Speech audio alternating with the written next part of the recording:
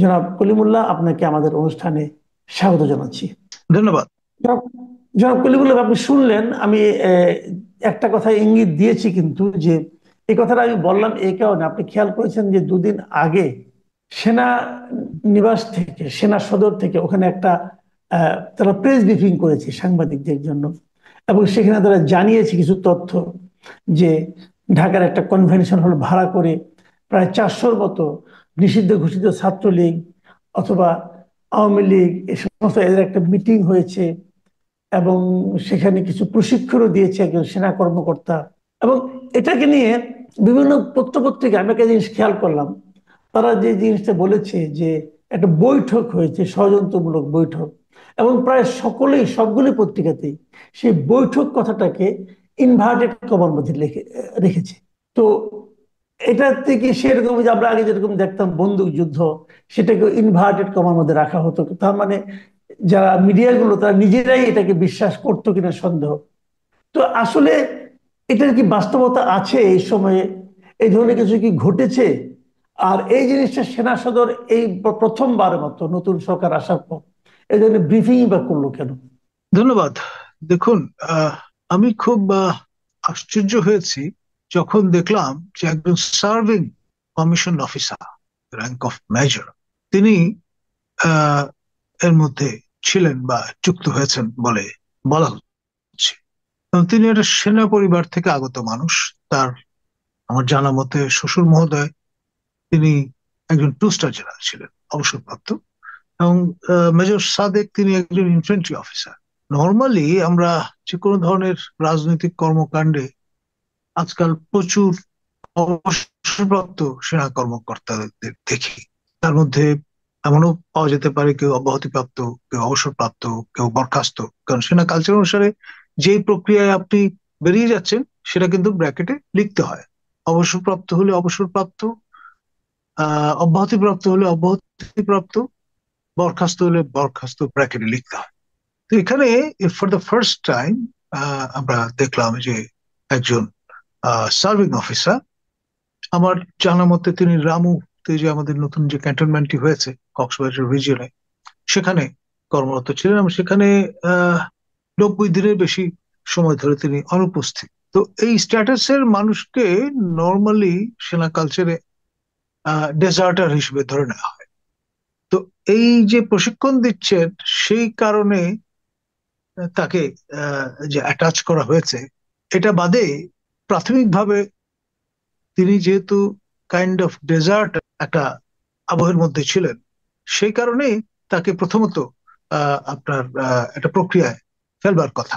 যতটুকু জানা গেছে, লগ এরিয়াতে তিনি অ্যাটাচমেন্টে আছেন, এবং এটি এরিয়া কমান্ডারের দপ্তরে অবস্থিত। এখন আপনার ডেজার্টার, যেমন শহীদ জিয়ার যে হত্যাকাণ্ড হয়েছিল, সেখানে যদ্দূর মনে পড়ে একজন সেনা অফিসার মুজাফফর, তিনি অ্যাবসকন্ডিং। এরকম গোটা দুয়েক ব্যক্তির কথা আমরা শুনেছি বঙ্গবন্ধু হত্যাকাণ্ডের পরে, তারা অ্যাবসকন্ডিং। তো এই যে ডেজার্টার বা অ্যাবসকন্ডিং স্ট্যাটাসের মানুষজন, তাদের সেনা কালচারে যেটা হয়, আপনার কোর্ট অফ ইনকোয়ারি হয় এবং কোর্ট মার্শাল হয়। তাতে আহ 7 বছর থেকে 12 বছর পর্যন্ত কারাদণ্ড হতে পারে, এবং তাকে হয়তো বের করে দেওয়া হয় সেনা আহ, এই এই বাহিনী থেকে, বা নৌবাহিনী থেকে, বা বিমান বাহিনী থেকে, তিনি সংশ্লিষ্ট যে বাহিনীর অফিসারই হন না কেন। হুম, এখন আহ, একজন, মানে অনেক সময় হয় কি, দুটি বিষয়। একটা হচ্ছে অনেক সময় একটা ন্যারেটিভ তৈরি করা হয় হুম, দৃষ্টি ভিন্ন খাতে প্রভাবিত করবার জন্য। আহ এই ধরনের ন্যারেটিভ আমরা পাকিস্তান আমলে দেখেছি। এমনকি এই মুক্তিযুদ্ধ চলাকালীন সময়ে আপনার মেজর জলিল, তার একটা ছবি অবজারভারে, পাকিস্তান অবজারভারের ব্যাক পেজে চেপে দেওয়া হয়েছিল। এবং লম্বা লম্বা চুল, চেহারা, মানে সেনা যে সংস্কৃতি, অর্থাৎ আপনি চুল ছোট রাখবেন, তার বদলে হিপ্পি টাইপের চুল ছিল সেই ছবিতে। এবং একটা টন্ট করে লেখা হয়েছিল মেজর অফ মুক্তিবাহিনী হিপ্পি হুম। স্টাইল। মানে এরকম টন্ট করা হয়েছিল হুম জলিলের ছবি ছেপে দিয়ে। তো এই ধরনের ন্যারেটিভ অনেক সময় তৈরি করার চেষ্টা হয়। আর হুম। আপনি খেয়াল করে দেখবেন, এটা বেসামরিক হোক সামরিক হোক, আপনার প্রেস নোটের যে ভাষা সেটি কিন্তু একই টাইপের। কিছু বিচ্ছিন্ন ঘটনা, দুষ্কৃতকারী, নানান রকমের ডেসক্রিপশন প্রদান করা হয়। তো ফলে সেটা এর মধ্যে এক ধরনের আড়ষ্টতা থাকে, এবং সেটি ওই আড়ষ্টতার কারণে নানা রকম সন্দেহের জন্ম দেয়। এখন ধরুন, আহ এই জুলাই ঘোষণা বা সনদ নিয়ে নানামুখী তৎপরতা চলছে। সেই 3রা জুলাই পিনাকি ভট্টাচার্য প্যারিস থেকে মানে যেভাবে কোशिশ করলেন যে ওই দিনই বোধহয় এটি ঘোষণা করা হবে, সেটি 1 মাস পরে আপনার ঠেলতে ঠেলতে এখন এই জায়গায় এসে দাঁড়িয়েছে। এখন এই জুলাই ঘোষণার বিষয়টাকে দৃষ্টির আড়াল করবার জন্য কোনো কোনো মহলের পক্ষ থেকে হয়তো এরকমের একটা ন্যারেটিভ হাজির করার বা কুক আপ করার চেষ্টা থাকলেও থাকতে পারে, এরকম একটা সন্দেহ অনেকের মনে আছে। কিন্তু আমার আমার আমার যে প্রশ্নটা সেটা হলো, এই যে সেনা সদরের থেকে যে প্রেস ব্রিফিংটা করা হলো, সেখানে যে জিনিসটা বলা হলো যে একটা কনভেনশন সেন্টারে তারা মিটিং করেছে এবং সেখানে প্রশিক্ষণ দেওয়া হয়েছে, এগুলো নিয়েও আমার বক্তব্য না, আমার বক্তব্য অন্য জায়গায়। আমার বক্তব্য হলো তারা যে সন্দেহটা করছে যে আওয়ামী লীগের সেই নেতৃবৃন্দ আবার ফিরে আসার চেষ্টা করছে অথবা তাদেরকে ফিরিয়ে আনার জন্য একটা চেষ্টা হচ্ছে। আপনার কি মনে হয় বর্তমানে বাংলাদেশের যে রাজনৈতিক বাস্তবতা, সেখানে কি আওয়ামী লীগের নেতৃবৃন্দের যারা নাকি বিদেশে পালিয়ে গিয়েছে তাদের ফিরে আসার মতো অনুকূল পরিবেশ বিরাজ করছে? দেখুন, এই ধরনের একটা পারসেপশন আপনার যারা ক্ষমতা আছেন তাদের আছে, এবং সেই চিন্তা থেকে তাদের নিজেদের মধ্যে যখন আলাপ আলোচনা করেন, তারা কেউ কেউ ভাবে যে আগামী 50 বছর এরা মাথা তুলতে পারবে না, কেউ ভাবে ন্যূনতম 10 বছর, মানে তাদের কোনো খানা নেই। কিন্তু এটা তো তাদের পারসেপশন। আর যারা ক্ষমতা হারিয়েছেন তারা তো ডেসপারেট বাঞ্চ অফ পিপল, এবং রাইট। দেয়ালে পিঠ ঠেকা এখন। ভারতে আশ্রয় আছেন, ইউরোপে, আমেরিকায়, অস্ট্রেলিয়া, সারা পৃথিবীতে ছড়িয়ে আছেন তারা। এবং এই পরিস্থিতি পরিবেশ আপনার বাংলাদেশের সবচেয়ে পুরনো আরেকটি রাজনৈতিক দল জামাতে ইসলামের সদস্যদের ফেস করতে হয়েছে 71-এ সে স্বাধীনতা যুদ্ধের পরে। আপনার খেয়াল করে দেখেন যে যারা বেঘরে মারা গেছেন, রাজাকার কোট আন কোট, এই তকমা মাথায় নিয়ে, তারা একজন সদস্য, পূর্ণ সদস্য, তারা কিন্তু আপনার প্রাণ হারাননি। হয় নেপাল হয়ে বা মিয়ানমার হয়ে কোনোভাবে তারা দেশের বাইরে চলে গেছেন, অনেকে থিতু হয়েছেন ব্রিটেনে, অনেকে মধ্যপ্রাচ্যের বিভিন্ন দেশে। এবং ঠিকই 75-এর পট পরিবর্তনের পর তারা অনেকেই ফিরেছেন, স্বয়ং প্রয়াত অধ্যাপক গোলাম আজম পর্যন্ত। এবং এখানে আপনার যেই অবস্থাটা, যে 72 থেকে 75 এই সময়টায় জামাত মূলত হুইসপার ক্যাম্পেইন পিরিয়ড হিসেবে সেটাকে দেখেছে। পরে ইসলামিক ডেমোক্রেটিক লীগ নাম দিয়ে শুরু করার পরেও পরবর্তীতে যখন আপনার দলের রেজিস্ট্রেশনের সুযোগ আসলো, তারা কিন্তু জামাতে ইসলামী নাম নিয়ে আবার অবতীর্ণ হয়েছেন। তো আওয়ামী লীগকে নিয়ে নানা রকম চিন্তা ভাবনা কিন্তু অনেকের মধ্যে আছে। কেউ কেউ ভাবছেন যে রিফর্মড একটা আওয়ামী লীগ হবে। অনেকে ভাবছিলেন যে দ্রুততম সময়ের মধ্যে আপনার সাবির হোসেন চৌধুরী এবং সাবেক মন্ত্রী, পরিকল্পনা মন্ত্রী মান্নান সাহেব যে জামিন পেয়ে গেলেন, নিশ্চয়ই এরকম একটা প্ল্যান আছে যারা ক্ষমতা আছেন তাদের। আবার কেউ কেউ ভাবলেন যে বাংলাদেশের প্রথম প্রধানমন্ত্রী প্রয়াত তাজউদ্দিন আহমেদের তনয় এবং তনয়া, তারা মাননীয় প্রধান উপদেষ্টার সঙ্গে মিথস্ক্রিয়ায় লিপ্ত হয়েছেন, সুতরাং এটা একটা লিওয়ে হতে পারে, আরেকটা বিকল্প। কেউ কেউ আবার মালিক উকিল সাহেব আওয়ামী লীগের প্রেসিডেন্ট ছিলেন এক সময়, তার পুত্র খেলন উকিলকে নিয়ে এরকম চিন্তা ভাবনা করেছেন। তো ফলে এই নানামুখী চিন্তা ভাবনা বাজারে বিদ্যমান। এটা হলো এক ধরনের রিফর্মড আওয়ামী লীগ তৈরির চেষ্টার চিন্তা। কিন্তু এর পাশাপাশি আবার ওই যে নর্মালি যেটা হয়, যখন অন দ্য রান থাকে একটা দলের একেবারে পেটানো নেতা কর্মী সমর্থকরা শীত নিদ্রায় প্রবেশ করে, এবং পরবর্তীতে যার নেতৃত্বে, যার তাদের আস্থা, তিনি যদি আপনার কোন রকমের অনুপ্রেরণা যোগান, তখন কিন্তু তারা ঘুরে দাঁড়ানোর চেষ্টা করে। এবং আওয়ামী লীগের ক্ষেত্রে বিষয়টা কিন্তু তাই দাঁড়াচ্ছে এখন। গোপালগঞ্জ হচ্ছে আই ওপেনার। আপনার সরকারি সূত্র অনুসারে 5 জন মৃত্যুবরণ করেছেন, অসমর্থিত সূত্র অনুসারে প্রায় 50 জন প্রাণ হারিয়েছেন। তো যে পরিমাণ রেজিস্ট্যান্স ফেস করতে হয়েছে একেবারে well trend, world class Bangladesh সেনাবাহিনীর সদস্যদের আত্মরক্ষার্থে কোট আনকোট লাইভ অ্যামুনিশন ব্যবহার করতে হয়েছে। তা না হলে আহ, এখানে এক মিনিট যাদের আপনাকে একটু প্রোটেকশন তারা থামাচ্ছি, একটু দিচ্ছিলেন, এই একটু যে থামাচ্ছি আপনাকে আমি, যে কালকে কিন্তু ব্রিফিং এ ওই যিনি কথা বলেছেন ব্রিগেডিয়ার সাহেব, তিনি কিন্তু একথা গুরুত্ব দিয়ে বলেছেন যে গোপালগঞ্জে কোনো ধরনের প্রাণঘাতী অস্ত্র ব্যবহার করা হয়নি। তাহলে তারা মারা গেল কিভাবে? দেখুন, মানে ওই যে আমি বললাম না যে আহ, মানে এ ধরনের ন্যারেটিভ নানান রকম আড়ষ্টতা থাকে। এখন হুম। আহ, এখানে যে ব্যাপারটি লক্ষণীয় সেটি হচ্ছে আপনার আহ, এই যে এনসিপির শীর্ষ নেতৃবৃন্দ, তাদের জীবন সংশয় একটা অবস্থা। সেজন্য সাজোয়া যানের মধ্যে, মানে এপিসির মধ্যে আশ্রয় নেয়ার পরেও সে আশঙ্কাটা থেকে গেছিল যে তারা মুভ করতে পারবেন না। সেই পরিস্থিতিতে আত্মরক্ষার অফিসিয়াল যে স্টেটমেন্টটা সেটা ব্যবহার করা হয়েছে, এবং সেই জন্য লাইভ এমিনেশন ব্যবহার করা হয়েছে। এখন কোন ধরনের অস্ত্র তারা ব্যবহার করেছেন, 7.62 রাইফেল না অন্য কিছু, সেটাতে আমি যাচ্ছি না। কিন্তু এন্ড রেজাল্ট হচ্ছে মানুষ মৃত্যুবরণ করেছে। প্রতিটি করেছেন, মানুষের right? স্বাভাবিক মৃত্যুর অধিকার আছে, পৃথিবীর যেই দেশের নাগরিক আপনি হন না কেন, বাংলাদেশ তো বটেই। এখন গোপালগঞ্জের যে রেজিস্ট্যান্স, এটি কিন্তু ঘুরে দাঁড়ানোর বার্তা প্রদান করেছে ঠিকই, হুম। র্যাঙ্ক এন্ড ফাইল সেই পার্সপেক্টিভ। এবং এই যে পুরুষ শূন্য হয়ে যাওয়া একটা জনপদ, এটা তো খুব ভালো বার্তা বহন করে না। ফলে অনুমান করেই নেওয়া হয় যে পুরুষ শূন্য আপনার জনপদে নারীরা নিগৃহীত হবেন, সেই সুযোগটা তস্কররা নিয়ে নিতে পারে। তো সেটি কিন্তু খুব আগের, বেশি দিন আগের ঘটনা নয়। তারপরেই আমরা দেখতে পাচ্ছি এই বিষয়টা। ফলে ব্যাপারটা দাঁড়াচ্ছে, সেটি হচ্ছে আপনার এখানে মনে রাখতে হবে আরেকটা বিষয়।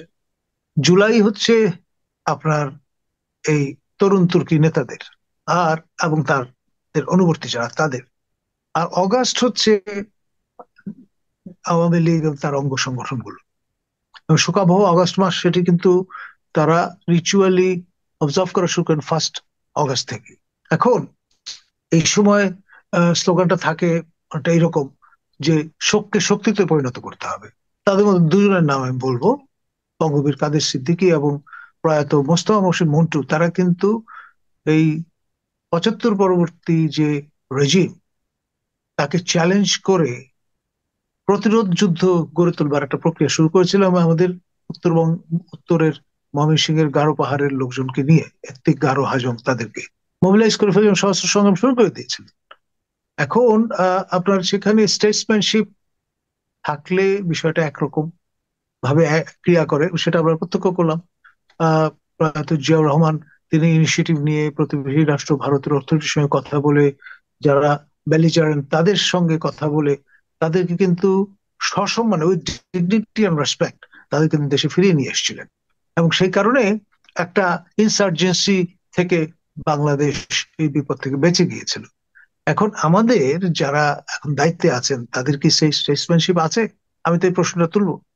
যদি তারা আপনার প্রেসিডেন্ট জিয়াউর রহমানের ওই স্টেটসম্যানশিপের স্পিরিটটা ধারণ না করেন, তাহলে কি দাঁড়াবে? একটা প্রটেক্টেড আপনার গেরিলা ওয়ারফেয়ারের দিকে কিন্তু ওই ঝুঁকিতে পড়ে যাবে বাংলাদেশ।